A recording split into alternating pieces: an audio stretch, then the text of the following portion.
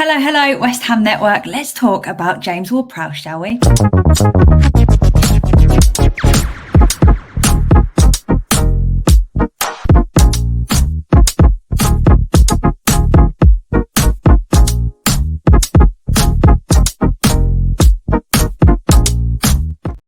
Yes, West Ham Network, it's Holly, and today we are going to be taking a look at James Ward-Prowse in numbers, as well as his journey so far at West Ham. We're going to be taking a dive into his stats, some very interesting heat maps, the reasons that he's struggling to make an impact at the moment, your comments, and much, much more. So as you'll have seen, Moyes took James Ward-Prowse off at half-time against Burnley, and we went on to have a far more positive second half. But it's not only Moyes that seems to be viewing other options as more effective, as fans have also begun to question James Ward-Prowse's recent performances.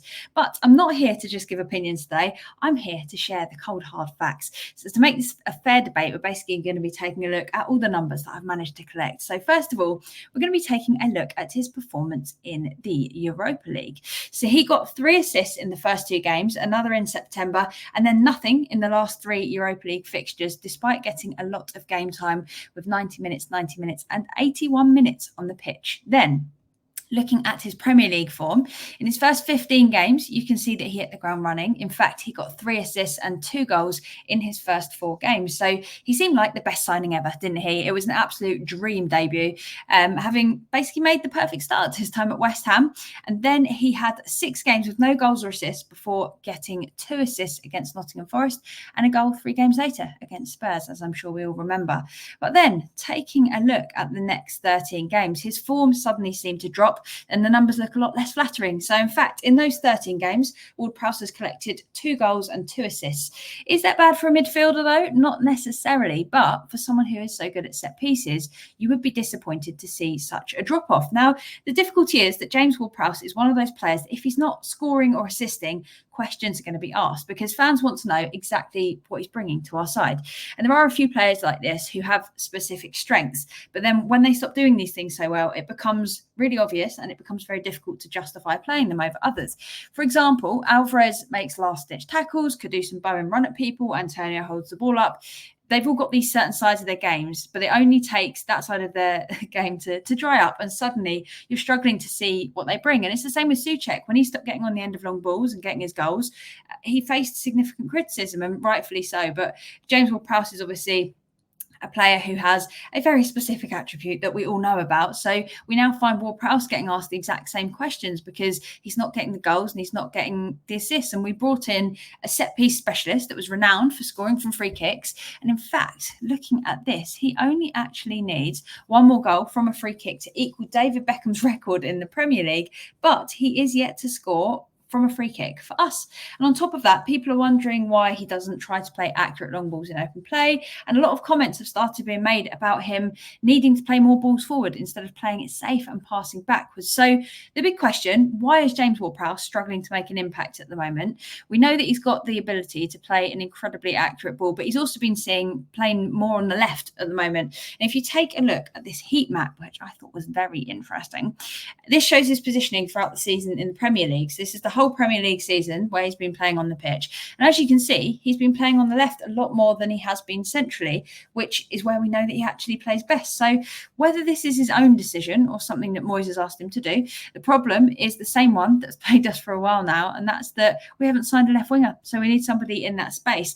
We do, however, have a challenge though, because if Paqueta is to play centrally, where he plays best, and Kudus is to play on the right, where he plays best, then if Ward-Prowse is going to be a part of that 3, then it naturally puts him more on the left, being played out of position, which obviously isn't very flattering for how he's playing. And then there is a way around it while playing him, Souček and Alvarez, and that's to have Alvarez and Souček sitting and Ward-Prowse playing centrally just in front of them. But then Souček is stuck playing deep, which is what we did when we had Rice, to allow Rice to push up. And that basically meant that Souček had to sit back and wasn't able to perform, and everyone was like, where's Souček gone? So he scored 6 goals for us this season, which is pretty impressive for a defensive mid. But if you hold Souček further back, I'm not sure that we'll see him score anywhere near for the team as much as he is. So it's a very difficult one, and not one that I necessarily know the answer to in terms of how you can include everyone. But I asked your thoughts on James Ward-Prowse, and here is what some of you had to say. So, as you can see, Steve and Lee here spoke about how important it is that he's played in the right position, although this does bring up other challenges, including moving quite a few players around to be able to accommodate him. Bob brought up the fact that he isn't looking particularly confident and therefore he chooses to play passes backwards when he has the ability to create some absolute magic with the ability that he does have. Lewis doesn't think that the criticism is fair, reminding us that his performances have actually led to a lot of goals this season, goals which we would be in a very different position without, shall we say. Colin here believes that if Ward-Prowse isn't being played as an 8 or a 10, then there is no point in him being on the pitch. Carlo doesn't think it's fair to judge players that aren't being played in their natural position, which I definitely agree with. But at some point, you've got to evaluate whether they're actually valuable for the team, I suppose. But he thinks that he should have the confidence to take his chances and get that ball into the box. Andy's comment brings up the question of whether Ward-Prowse can be played in the same team as Souček, which again is a big question, because if we're going to play Ward-Prowse in the position that he thrives in, I suppose we really need to look at the players that are playing and make some harsh decisions. And last but not least, Dave here comments that he was a breath of fresh air when the season began, but we've seen this drop off due to Moyes' tactics. So there we have it. Those are your comments. Let us know what you think in the comments as well. But as for my verdict, I think that Ward-Prowse is the same very talented player that he's always been, but he needs to be getting goals or assists for his work to be noticed and for him to be a valuable addition to the team. Can he do that when he's not playing centrally? I don't think it's as easy for him, but we need to do a fair bit of reshuffling if we want to fit in all of our best players and in the right positions. And it basically means that someone is going to have to play out of position in the absence of signing a left winger and for us to be able to play all of our current best players. And he's played some brilliant football and he's made the difference when it counts for us, including getting the winner against Spurs back in December, I believe it was.